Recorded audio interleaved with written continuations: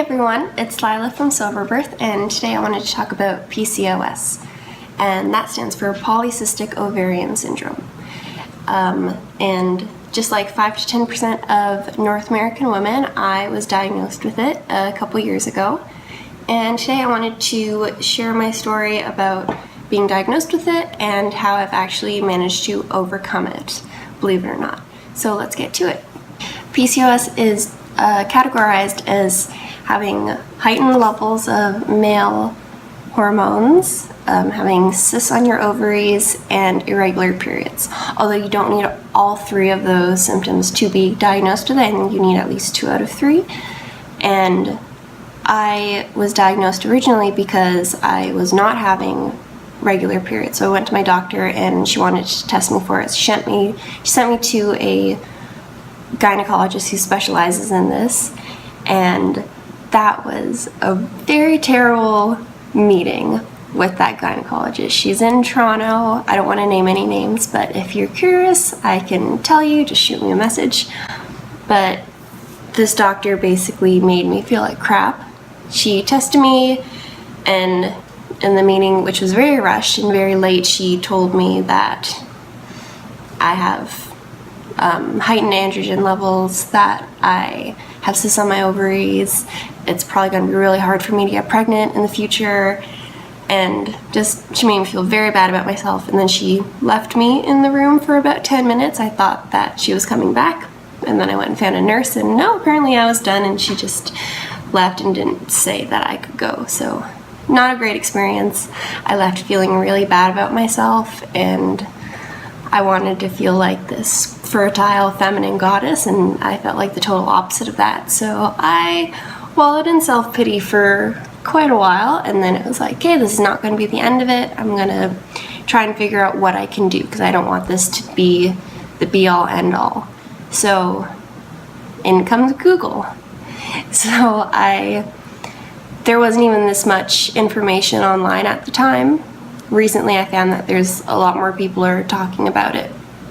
But yeah, at the time I Googled it, and I found some information regarding diet and how it can affect PCOS. But before I go into that, I want to go back a little bit further, a couple years before I was diagnosed with PCOS. What I believe maybe started it was when I was vegan. So I was vegetarian for 1.5 years and then vegan for 1.5 years. And it was at this time that I started missing my periods. And I did eat pretty healthy, but not as healthy as it could have been. Yes, I stopped eating animal products, but I was still eating, a lot of bread and pasta and soy, and I ate greens too, but I just wasn't eating as well as I could have been. And I thought, just like every vegan thinks, I was like, oh, I'm helping the planet, I'm helping animals, I'm doing good for my body. But that turned out not to be the case for me. I have great respect for all vegans out there. I believe for some people it can work, but for me it just did not work. I was pale and cold all the time. I got sick frequently, and my colds would last for a really long time. My nails were weak, my hair was weak, and that's when I started missing periods. And then it took a while for me to realize, oh, maybe this is not doing my body good like I think it is. Maybe it's time to switch back over. So I started slowly. I started eating eggs again, and I felt more energy, and then salmon was next, which felt incredible. And I felt I was getting more energy. I felt like I was getting healthier and stronger. And I truly believe that I was, because I started eating animal products again. But after introducing the things I was eating before back into my diet, I wasn't cutting anything out. So I was still eating kind of crappy stuff as well. Recently I started to think, oh, maybe to improve my health even more, to maybe get my periods back, I need to cut things out of my diet. So when I was reading about PCOS and diets that people do, a very important thing is low carb, I think. Where is it? Low carb, a high fat and high protein diet. So breads and pastas, no thank you. You can have some grains, like I eat rice, whole grain brown rice and things like that, and making sure that I do get really healthy fats like eggs, avocados, salmon, beef sometimes. And slowly, when I've been figuring out my diet and trying to find what works best for me, my periods started coming back, and it started that I get them every month.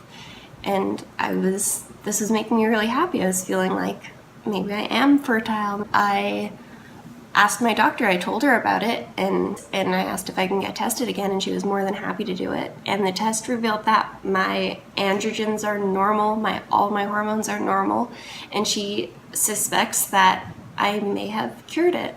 The only thing would be doing an ultrasound of my ovaries to see if there are still cysts there, but she thinks that there probably aren't, and she won't do that until I try to get pregnant and have trouble getting pregnant, but she thinks that that won't even happen, and I really hope it doesn't. I don't stick to any one main diet. I try to just eat what is affordable, of course, what is healthy, and what tastes good. I don't make any crazy fancy meals, but you know, I'll make salmon or chicken for dinner with rice and vegetables on the side, usually carrots and broccoli, because that's what I grew up eating. For breakfast, I always either have oatmeal, I always have a green smoothie. I usually eat eggs and a lot of fruit, and my eggs I always put cherry tomatoes. For lunch, like usually dinner leftovers or salads or hard-boiled eggs are great. Yeah, I really stay away from pastas and breads and things like that because I feel like they don't do my body good.